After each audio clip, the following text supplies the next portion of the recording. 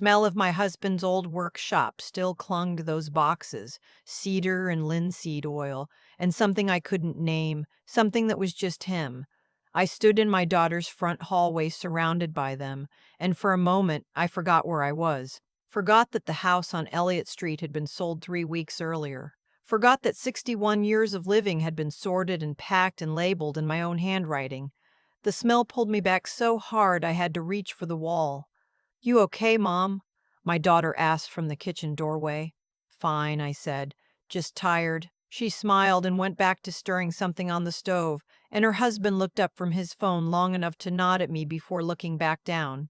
Something about the way she glanced at him first, just a flicker, a half second, caught in the back of my mind like a thread on a nail. I didn't pull at it. I was tired. I told myself that. My name is Beverley, and I am 68 years old, and I thought I knew my daughter. My husband Frank passed in the spring. 43 years we had together, and then one Tuesday morning in April he was gone, before the coffee had finished brewing. The doctors called it a cardiac event, which always struck me as a strange word for it. Event, as though the heart had simply decided to host something without asking permission. We had planned to retire to the cottage in Prince Edward County. We had talked about getting a dog. We had argued pleasantly for years about whether to redo the kitchen backsplash. None of that happened. What happened instead was paperwork, mountains of it. Probate and insurance claims, and the bank and Service Canada and a dozen other institutions that all needed something from me while I was still waking up every morning, reaching across an empty side of the bed. My daughter, her name is Tamara, stepped in immediately. She was efficient and calm, and she knew how to talk to people in offices, which I have never been good at. I was grateful. I was more than grateful. I was relieved in the way you are relieved, when someone takes a weight from your arms when you didn't realize how badly they were shaking. "Just let me handle the paperwork, Mom," she said more than once. "You don't need to worry about any of this right now." I signed things. I won't pretend otherwise. I signed things she put in front of me with explanations I half understood in weeks when I was not fully myself.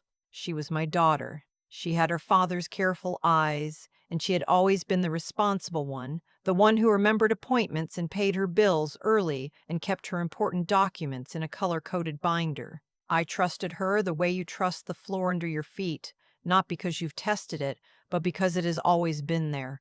The house on Elliott Street sold in September. A young couple from Toronto escaping the city, the realtor said, which seemed to be everyone's story those days. The sale price was fair. After the mortgage was paid out and the realtor's commission and the legal fees, there was just over $240,000 left, enough to live on carefully, enough to feel like Frank had taken care of me even from wherever he was now. Tamara helped me transfer the funds. She helped me set up a new account at TD. My old account had been a joint account with Frank, and she said it would be cleaner to start fresh. I didn't question it. Why would I? I moved into her house on the 1st of October. She and her husband Marcus had a finished basement suite with its own entrance on the side of the house, separate enough to feel like my own space. The plan was 6 months, maybe a year, while I figured out what I wanted to do next. The cottage in Prince Edward County was still an option. A condo somewhere. I didn't need to decide right away. I unpacked slowly. I put Frank's photograph on the windowsill above the kitchen sink. The one from our trip to Newfoundland, where he was laughing at something off camera and his hair was going in 4 directions from the wind. I made myself cups of tea. I didn't always finish. I called my friend Helen in Kingston every few days, and we talked about nothing in particular, and it helped. The thing that started it was small, so small I almost let it go. In the 3rd week of November, I wanted to check my account balance. I had ordered Frank's granddaughter, Tamara's daughter Lily, a birthday gift online, and I wanted to make sure the payment had gone through properly. I went to log into the TD app on my phone. The app wouldn't accept my password. I tried 3 times, locked out. I assumed I'd been misremembering it. I wrote it down in a small notebook I keep in my nightstand, one of those habits Frank always teased me about, and I was sure I'd recorded it correctly, but perhaps I'd changed it at some point and forgotten. I called the TD helpline and went through the verification and reset my password. When I finally got into the account, the balance was $47,000 less than it should have been. I sat on the edge of my bed for a long time looking at that number. There were two transfers, one in late October for $18,000, one in early November for $29,000, both sent to the same external account, an account I didn't recognize. I scrolled back through the transaction history with my finger moving very slowly, very carefully, the way you move when you're afraid of what you'll find next. The account the money had gone to, I couldn't see the name from the app, only the last four digits of the account number. I wrote both amounts in my notebook. I wrote down the dates. I closed the app and I sat there in my basement suite and I listened to the furnace running and the sound of footsteps above me, Tamara's house, Tamara's kitchen, Tamara's life happening directly over my head. And I thought about that half-second glance in the front hallway on the day I arrived. I didn't go upstairs for dinner that evening. I said I had a headache. In the morning, I called TD directly and asked to speak to someone about the transfers. The woman I spoke to was patient and thorough. She confirmed that the transfers had been made through the online banking portal. She confirmed that they had been authorized by someone with full access to the account. I didn't authorize those transfers, I said. There was a pause, a careful one. Mrs. Beverley, she said, would you like me to flag this account for a fraud investigation? I said yes. Then I said, can you also tell me, is there a secondary user on this account? Someone else with login access? Another pause. Longer this time.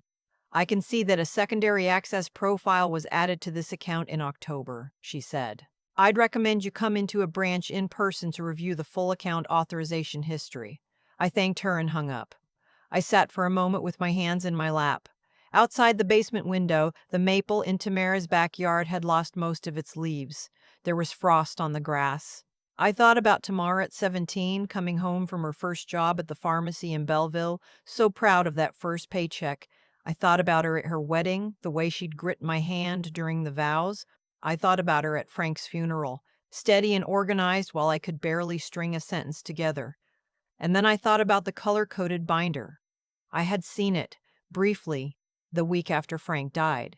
She had brought it to our meetings with the lawyer, with the insurance company, with the bank. It had tabs, property, insurance, accounts, estate. I remembered thinking that Frank would have liked her, would have been relieved even that she was so capable. Now I wondered what else was in that binder under my name. I did not confront her, not yet. I had learned in 68 years that the time to have a difficult conversation is not when you are frightened and shaking inside. You wait until you are steady. You gather information first. I called Helen. She listened without interrupting, which is one of the things I love most about her. When I finished, she was quiet for a moment, and then she said, Bev, you need to call a lawyer today. I had a lawyer. Well, I'd had our family lawyer, a man named Gordon, who had done Frank's will and the house sale. I called his office that afternoon. His assistant got me in the next morning. Gordon was kind and careful, and he did not look at me the way some people do when you are 68 and frightened, that particular look that is halfway between pity and impatience. He looked at me like a person. He explained several things that I needed to hear. The power of attorney document I had signed in the weeks after Frank's death, the one Tamara had said was just standard just in case something happened to me, gave her full financial authority over my accounts, my assets, and any real property in my name. It was not a limited power of attorney for specific tasks. It was broad. It was, Gordon said carefully, as broad as they get. I hadn't read it carefully. I hadn't read it carefully because she was my daughter and I was grieving and she had Frank's careful eyes. Gordon also told me that a power of attorney can be revoked, that I was mentally competent and had every right to revoke it immediately, that we would need to send notice to TB and to any other institution that had a copy on file. Is there anything else she might have access to? He asked. I thought about it. The investment account Frank and I had with RBC, a modest RRSP, Frank's retirement savings, which had transferred to me as the named beneficiary when he died. I had not checked it since the transfer completed. I had assumed it was fine because everything had seemed to be handled. I asked Gordon to help me check. The beneficiary designation on my own RRSP, which I had signed over to Lily, Tamara's daughter, my granddaughter, at Tamara's suggestion, had been changed. It no longer listed Lily. It listed Tamara. I don't have a word for what I felt in that moment. It wasn't anger exactly, though anger was part of it. It was more like the floor shifting, like reaching for something solid and finding air. "Can I change it back?" I asked. "Yes," Gordon said. "We'll do it today." We revoked the power of attorney that afternoon. Gordon drafted the notice, and I signed it, and his office faxed it directly to TD and RBC and my insurance provider. Then I went to TD in person. The branch manager was a woman about Tamara's age, and she walked me through the account history at a small desk with the door closed. The 18,000 and the 29,000 had gone to an account held jointly by Tamara and Marcus. Their account. Their names. I had not brought Tamara up yet, not to the bank, not to Gordon, not to anyone except Helen. But I asked the branch manager what my options were. She told me that since I had flagged the fraud investigation, the transfers were under review, that if I chose to pursue it formally, the matter could be referred to law enforcement, that TD would cooperate with any investigation. She said it quietly and professionally, and she handed me a glass of water without being asked, which I appreciated more than I could say. I did not make any decision about that in the branch. I told her I would follow up. I drove home to Tamara's house, which still felt strange to call home, and I sat in my car in the driveway for several minutes. The side entrance to the basement suite was 10 steps away. Tamara's kitchen light was on above. I could see her shadow moving past the window. I thought about the phone call I would have to make. I had been rehearsing it in pieces all day without meaning to, and I still didn't know how to start it. You don't rehearse for the conversation where you tell your child that you know what they've done. There is no script for that. I went inside through the side door. I put the kettle on. I sat at my small table and I looked at Frank's photograph on the windowsill. He used to say that the hardest thing about loving people is that you can't unlove them even when they hurt you. He said it about his brother who had borrowed money and never paid it back and never spoken of it again. I had thought at the time that it was a bit philosophical for a Saturday afternoon. Now I understood exactly what he meant. I called Tamara the next morning. I asked her to come downstairs. She came in looking the way she always does, put together, purposeful with her coffee mug. She sat across from me, and I laid my notebook on the table between us. I told her that I had been to the bank. I told her I had been to see Gordon. I told her I knew about the transfers and about the power of attorney and about the RRSP beneficiary change. She went very still. I want to be honest about what happened next, because I think it matters. She didn't deny it. That surprised me. I had expected denial, had braced for it, in fact, but she didn't deny it. What she said was, "We were going to tell you. We just needed to get through some things first." And then she started talking about their mortgage renewal and Marcus's job situation and the cost of Lily's therapy and a dozen other things that were real problems, real pressures, things I didn't doubt for a second were difficult. But they were not my problems to solve this way. "You didn't ask me," I said. She stopped talking. "You didn't ask me," I said again. "If you had asked me, I would have helped you. I don't know how much I could have helped, but I would have tried. You didn't ask." She started crying then. I didn't. I had cried enough in the past 6 months to last me a while. I told her that I had revoked the power of attorney. I told her that the RRSP had been changed back. I told her that TD had opened a fraud review and that I had not yet decided what to do about the $47,000. She looked at me like she was seeing me differently. I don't know exactly how, older maybe, harder. I felt neither of those things. I felt sad and clear and very, very tired. "I need you to move out," she said. Actually, she said it quietly. "I think it would be better if you found another place," which was the same thing said more softly, and I appreciated neither version. "I'm already looking," I said, which wasn't true at the moment I said it, but became true by that afternoon. Helen let me stay with her in Kingston for 3 weeks while I got organized. She fed me soup and didn't make me talk about it unless I wanted to, and she drove me to appointments and sat in the waiting rooms reading old magazines without complaint. I don't know what I would have done without her. Gordon referred me to a financial advisor who helped me understand what I had and what I needed and what was realistic going forward.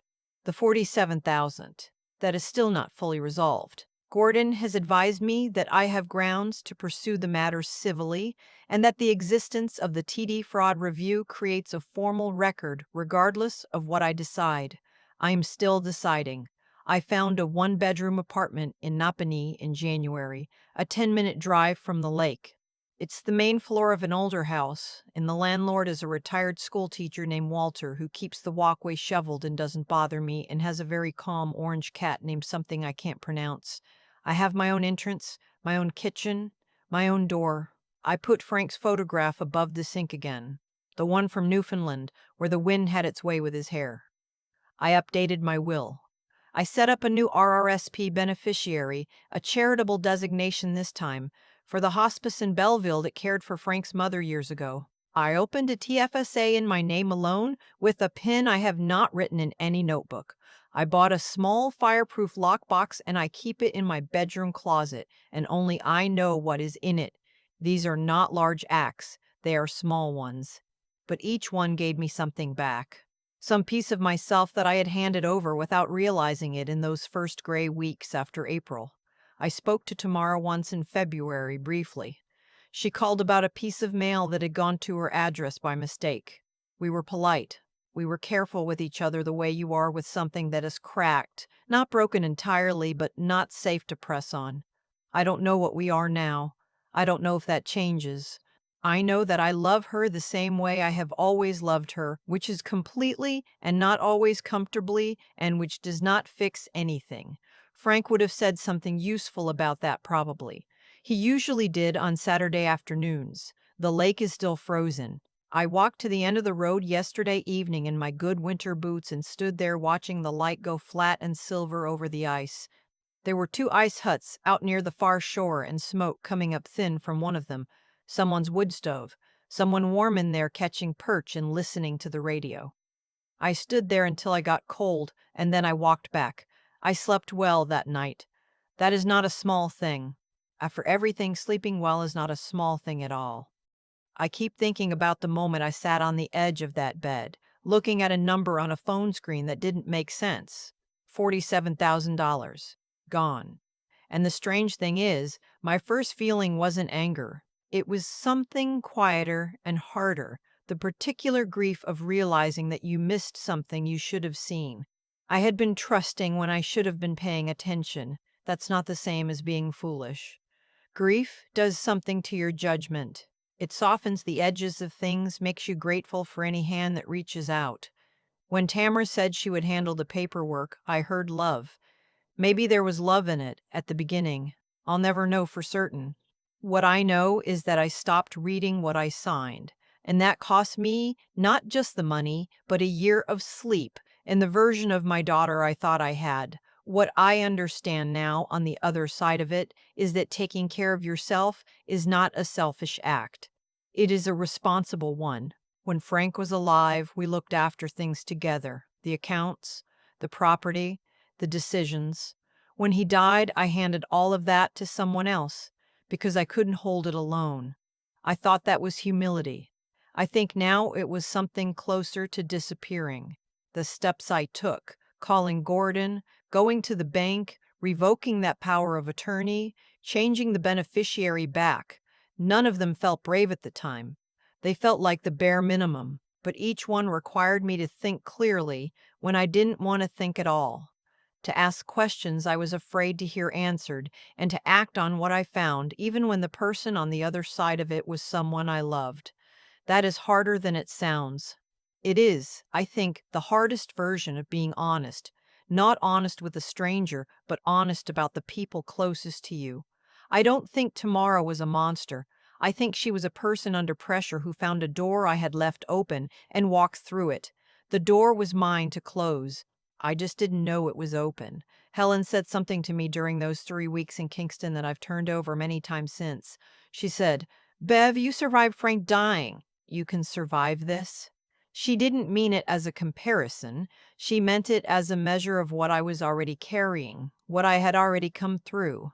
She was right. And knowing she was right made me get up the next morning and make the next phone call and sign the next document and keep going until things were in order.